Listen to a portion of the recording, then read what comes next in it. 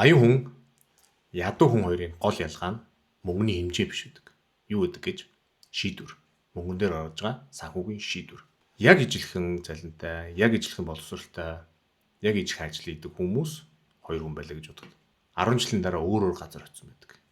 Нэг нь ипотекийн зээлтэй, нөгөөх нь ипотекийн зээл байхгүй. Нэг нь хоригдлолтой, нөгөөх нь хоригдл байхгүй. Нэг нь санхүүгийн стресстэй, нөгөөх нь санхүүгийн ямар стрессгүй гоё унтж чаддаг. Ялгаа нь орлого биш. Хамгийн гол нь санхүүгийн ямар шийдвэр гаргаж байгаа байдаг. Энэ удаагийн дугаараар та бүхэнтэйгээ би баян хүн, ядуу хүний санхүүгийн шийдвэрийн 8 ялгааг хамтдаа харъя гэж бодлоо. За, видео эхлэхээс өмнө та бүхэндээ би нэг зүйлийг хэлмээр байна. Баян хүн, ядуу хүн гэд хүмүүсийг доромжлох гэсэнгүү. Хамгийн гол нь энэ видеонд гарч байгаа ямар хүнийг баян хүн гэж хэлээд байгаа юм гэхээр санхүүгийн зөв сайн шийдвэр гаргадаг хүний баян хүн гэдэг байгаа. За, нөгөө талаас ядуу хүн гэдгийг санхүүгийн буруу шийдвэр гаргадаг, санхүүгийн шийдвэр нь амьдралд нь буруу нөлөө гаргадаг, нөлөө үзүүлдэг, буруу зуршилтай хүнийг ядуу хүн гэдэг юм аа. Тэрийг бас та бүхэн зөвөр ойлгоорой. За, ингээд let's talk about money. За, шийдвэр номер 1 нь мөнгийг хэрхэн хардаг вэ? Одоо хамгийн үндсэн ялгаа нь мөнгийг яаж харахаас эхэлдэг. За, ядуу хүний сэтгэлгээ ямар байдаг гэхээр мөнгийг зөвхөн зарцуулна гэж хардаг. За, энэ сард мөнгө нь орж ирлээ, зарцууллаа, дууслаа. Дараа сард мөнгө нь орж ирлээ, зарцууллаа, дууслаа. За, тэгээд ядуу хүмүүс юу гэж боддог гэхээр за, энэ сард хэдэн төгрөг олж ирэх вүлээ. Тэгээд тэрийг яаж зарцуулах вүлээ гэж. Тэр мөнгө олохын тулд мэдээж цагаа одоо мөнгөөр сольж ажилтдаг. Тэгээд ерөөсө боддог юм нь энэ сард хэдэн төгрөг орж ирэх вүлээ гэж боддог. За, нөгөө талаас баян хүн юу гэж хардаг вэ гэхээр мөнгө бол миний ажилтан гэж хардаг. Одоо яг ажилтан шиг хардаг. Мөнгө ажиллаж надад илүү их мөнгийг олж ирдэг тэм зэмсэг гэж хардаг. Тэгэхээр баян улсууд энэ мөнгийг одоо жишээлбэл 1 сая төгрөг байлаа гэхэд энэ сая төгрөгийг яаж ажилуулах уу? Ахиж хэд болгож өсгөх үү? Ямар бизнес хийх үү? Яавал энэ мөнгө харивчих уу гэж хардаг. За, хоёрдугаар шийдвэр нь болохоор зардлыг хэрхэн тооцдог вэ? За, ядуу хүмүүс би энийг авч чадах болов уу? Миний мөнгө хүрэх болов уу гэж асуудаг бол баян улсууд би энийг авснаар надад ямар боломж алдагдаж байна гэж асуудаг. Ямар боломж надаас явчваа гэж. Жишээлбэл 1 сая төгрөгийн утас ядуу хүн мөнгө байвал аавна. Мөнгө байхгүй бол зээлэр аавна, лизингээр аавна.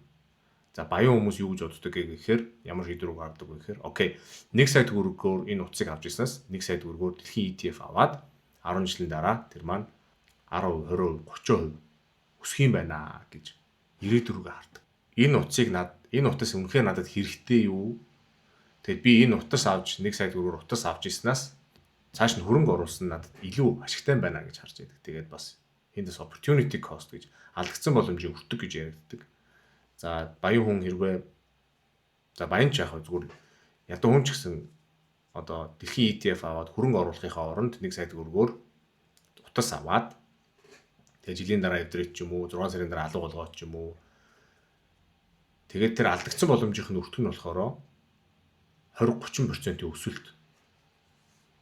Тэр 1 сая төгрөг нь 10 жилийн дараа 2 сая, 3 сая, 4 сая, 5 сая төгрөг болох боломжтой.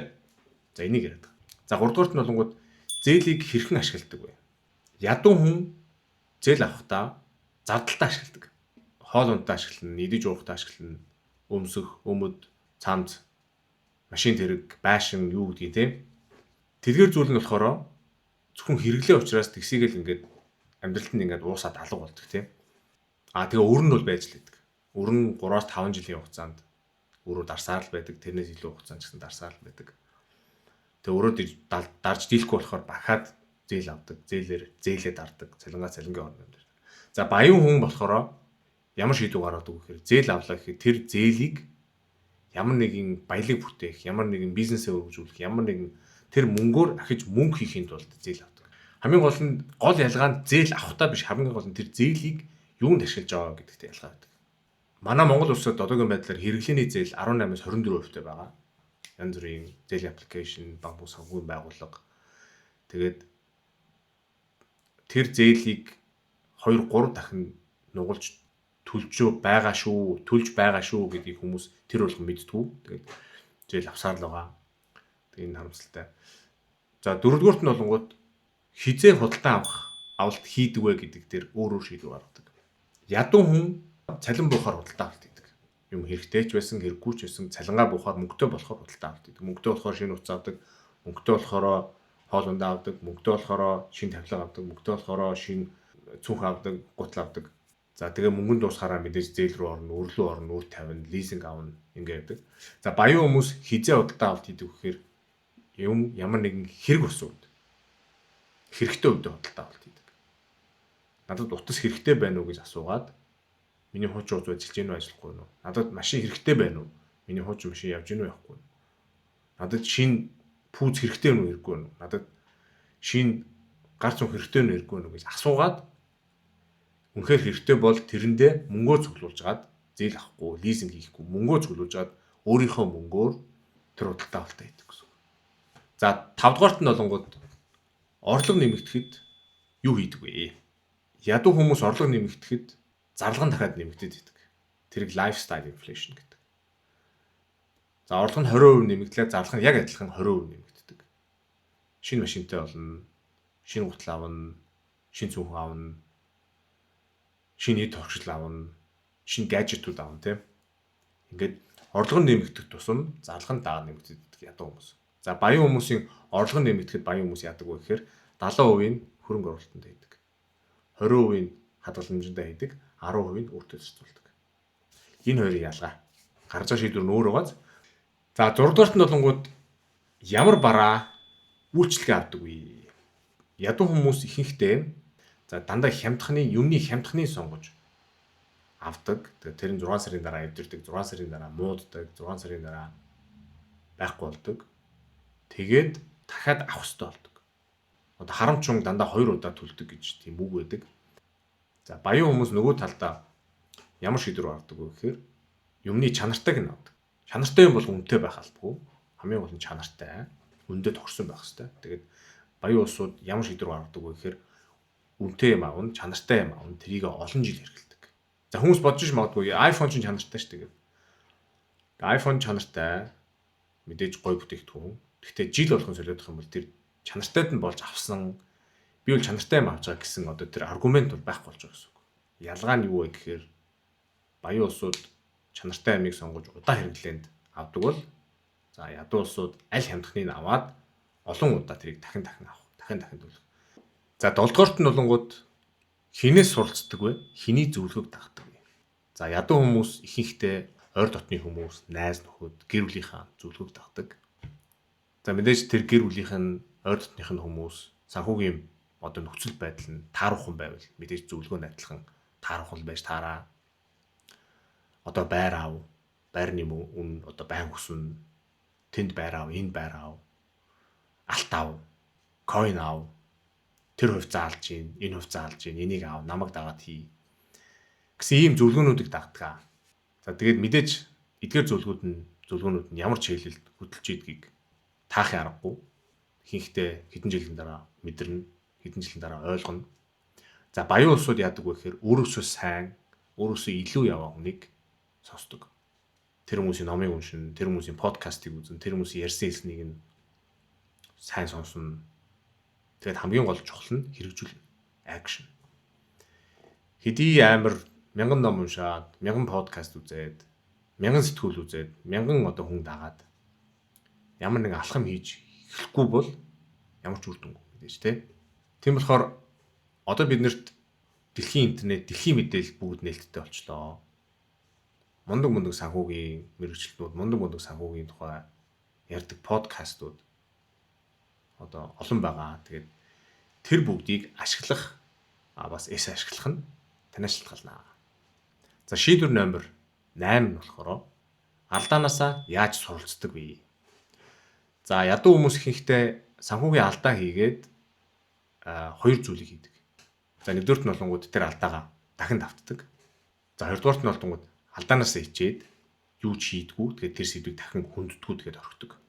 Баян хүн санхүүгийн алдаа гаргахад яадаг вэ гэхээр дараах зүйлүүдийг асуудаг.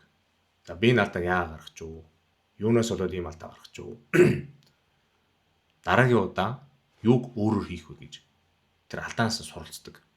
За хамгийн том гол ялгаа нь баян хүн санхүүгийн алдаагаа хурдан хүлээн зөвшөөрөөд тэндээсээ суралцаа цаашаа явдаг. За ядуу хүмүүс болохоор алдаанаасаа ичдэг, алдаагаа нуудаг. Тэгээд тэндээсээ суралцдаггүй. Тэгээд тэр алдаанасаа хизээч ангижирдаггүй, дахин давцаар л байдаг. За манай Монголд санхүүгийн алдаа, ерөн санхүүгийн сэдв айгүй табу ярихад их ээдрээтэй сэдв байдаг. Тэгээд бид нар санхүүгийн талаар ярихгүй, санхүүгийн алдааныхаа талаар ярихгүй болохоор тэрнээсээ суралцахгүй. За алдаа хийхгүй хүн гэж байдаггүй, алдаагүй хүн гэж байдаггүй. Хамгийн гол нь суралцдаггүй, суралцаагүй хүмүүс л байдаг. За тэгээд та бүхэн эдгээр 8 шийдвэрийг ингээд сонсоод мэдээж юм байна шүү дээ. Ойлгомжтой юм яриад байгаа гэж бодож магадгүй. Гэхдээ энэ шийдвэр нь өдөр тутамд гарч идэг нэг том шийдвэр биш те. Өдөр тутамд байнга ингээд тохиолдож идэг бидний шийдвэр болохоор энэ нь яг өдөр тутамдаа мэддэхгүй. 2 сарын дараа мэддэхгүй, 2 хоногийн дараа мэддэхгүй, 10 жилийн дараа мэддэгдэнэ. Гол ялгаа нь энэ ч байдаг. Баян сэтгэлгээтэй хүмүүс, баян улсууд өдөр тутмын жижиг шийдвэрүүдийг 100 гаргаж идэг учраас 10 жилийн дараа өөр газар очсон байдаг. За ядуу улсууд өдөр тутмын шийдвэрээ буруу гаргаж идэг учраас тэр шийдвэрээ буруу гаргаж явсаар агаад бас нэг өөр газар очсон байдаг. Эндээ гол ялгаа нь байна. Тэгээд ер нь бидний амьдрал нэг том шийдвэрээс ер нь шалтгаалдаг. Жижиг зөв шийдвэр одоо зөв дадлаас шалтгаалдаг, буруу зуршлаас бас шалтгаалдаг. Тийм учраас ерөн шийдвэр гаргахдаа бид нар бодчих хэрэгтэй юм билээ. Ялангуяа санхүүгийн шийдвэрүүдээр эмоцороо биш, сэтгэл хөдлөлөөрөө биш, хамгийн гол нь рационал бодох хэрэгтэй. Надад яг хэрэгтэй юу, хэрэггүй юу? Энийг би хийснээр надад ямар үр дүн авчрах уу гэдгийг бодож явах хэрэгтэй юм билээ. Тэгээд иймэрхүү жижигхэн шийдвэрүүдээс болж бидний амьдрал одоо 10 жилийн дараа, 20 жилийн дараа, 5 жилийн дараа өөрчлөгддөг. Тэгээд та бүхэндээ нэг юм зөвлөж хэлэхэд цалин орсон даруйда 20% хадгаламжтай хийж сураарай. Одоо тийм дадал өөртөө суулгаарай гэж би хүсмээр байна. За ингээд энэ хүртэл хамт байсан та бүхэндээ баярлалаа. Ер нь амьдралаа өөрчлөх гэх юм бол өдөр тутам жижиг шийдвэрүүдээ өөрчлөх хэрэгтэй байдаг. Өдөр тутмын жижиг одоо habit гэж ярьдаг тийм жижиг дадал зуршлуудаа өөрчлөх хэрэгтэй байдаг. Тэгээд тэгжээж мэдээж бидний амьдрал өөрчлөгдөн, бид нар өөрчлөгдөн өөрсдөө. Тэгээд та бүхэнд хайрын цагаа гарцдан байж хамт байсан баярлалаа. Дараагийн видеогоор та бүхэндээ би гой өөр сонирхолтой зүйлүүдийг ярилцахыг хичээнэ. Тэгээд та бүхэн ямар шийдвэр ярилцмаар байгаагаа мэдээж комент хэсэгт бичээрэй. Би бүх комментиг уншдаг байгаа. Бүх комментэд би хариу өгнө. Тэгээд дараа уулзлаа. Түр чао.